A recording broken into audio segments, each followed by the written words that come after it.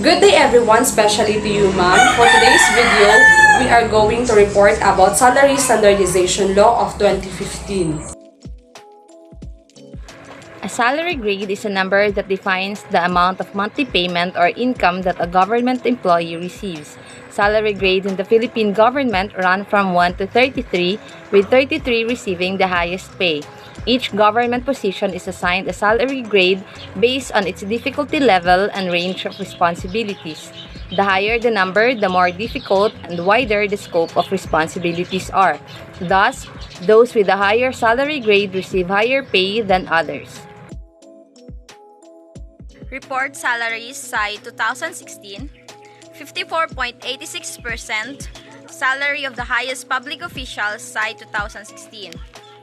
Report Salaries 2017, 53.12% Salary of the highest public officials SAI 2017. 54.72% Salary of the highest public officials SAI 2018.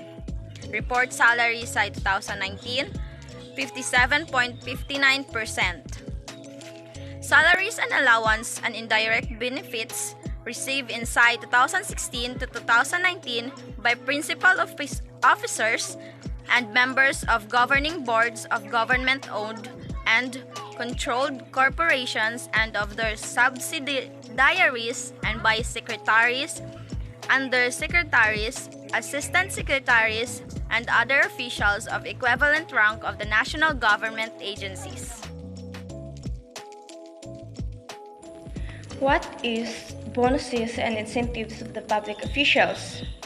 Bonuses and incentives of the public officials increase productivity and improve business results. As long as commerce has existed, there have been varying forms of incentives paid to motivate employees and drive behaviors that result in improved business outcomes. However, bonuses are the actual products used to highlight performance. An incentive is promising a reward ahead of time in exchange for achievement. What is the purpose of incentives? Incentives are a great way to ensure that your employees stay motivated to do their job to the best of their ability. By offering something they can achieve if they hit a certain target or achieve something, they have something to work toward. Does bonus count as salary? While bonuses are subject to income taxes, they don't simply get added to your income and taxed at your top marginal tax rate. Instead, your bonus counts as supplemental income and is subject to federal withholding at a 22% flat rate. What are the benefits of providing incentives to employees? Employee incentives increase productivity. Be used to encourage staff to educate themselves about new products or services, build long-standing relationships with customers, demonstrate brand values, or develop new skills that will make it easier for them to perform in their roles. Now I am going to explain the Salary Standardization Law of 2015. Executive Order Number 201, modifying the salary schedule for civilian government personnel and authorizing the grant additional benefits for both civilian and military and uniformed personnel.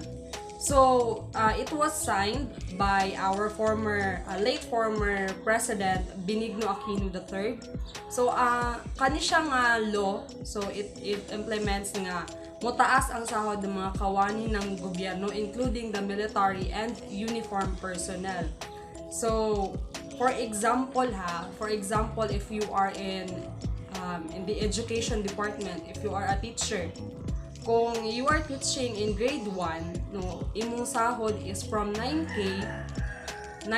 So, ang 9K mahimo na siyang into 11,680 pesos. And also, the reason why nga gitatag ni siya nga law, it is because the government wanted to ang government gusto nga ang private sector o public sector is magka-same na sila, or at least magkapantay na sila og sahod. So namo gyud uban nga ang trabaho sa public sector o ang trabaho sa private sector is the same, pero nagkalahian lang sila og sweldo. Bisan same lang sila og kanang kahago, same lang og work, but still dili sila same og sahod. And also na ay ubang mga public employees or public servants nga mo quit sa ilang job kay tungod gamay og sweldo and mo transfer sila sa mga private sector. So mo na ang reason mo ang gitatag ang salary standardization law para ang mga public servant is mag-maintain sa ilang work ug wa na sila reason nga mobalhin pa sa other private sector. So in section 2, the coverage. So kinsa man ang mga cover ani nga mga kinsa ang cover ani nga law. So this law shall apply to all civilian personnel in the executive, legislative and judicial branches, constitutional commission and other constitutional officer. And also regardless kung regular ba ka, contractual ba ka, or casual appointive and elective. And kung full-time ba ka or part-time, as long as nag-work ka sa government, And also part po diri ang military and uniform personnel, part po siya ani nga law. So let's proceed sa section 3, which is the modified salary schedule including step increments. So diri na to makita ang 4 tranches, no? So i-present na ko ang table sa mga tranches. We have 4 tranches, first, second, third, and fourth tranches. And sa sulod sa tranches nga table, makita na to dira ang salary grade and the step. So ang step is from 1 to 8 steps. So diri na to makita ang budget, no, each tranches. So in section 4, no, naka-indicate diri ang mid-year bonus. Unsa ba na ang mid-year unsa ba ang mga pamaagian ng mid-year bonus? Ang mid-year bonus, it is an equivalent to 1 month basic salary of the month and shall be granted to those who have rendered at least 4 months of satisfactory service and are still in the service as of same date to be given, not earlier than every May 15 of the year. So for kanang mid-year, kuan na siya, katumbas na siya sa isa ka bulan nimo nga salary. And makadawat lang ka og mid-year bonus kung ikaw naka-work naka at least 4 months sa kana nga sa imuhang gitrabahuan, sa imuhang government agency nga gitrabahuan. So in section 6, no, ambak ta sa section 6, productivity enhancement incentives. So beginning of 2016, now the productivity enhancement incentive shall be given not earlier than December 15 of every year to all qualified government employees at 5,000 pesos each for the purpose of improving government employees' productivity. So next is section 7, provisional allowance schedule for military and uniform personnel. A monthly provisional allowance shall be given to the MUP to be implemented in 4 tranches as follow and increase of base pay. So mag-show gyapon ko og table nga makita ninyo dira. So mo na siya ang table no sa mga allowances. In section 8, diri na to makita ang hazard pay. So ang hazard pay of all military and uniform personnel shall be increased from the current rate of 240 pesos per month to the following rate. So nagyapon na siya table, i-present gyapon na to na siya dira na para makita ninyo.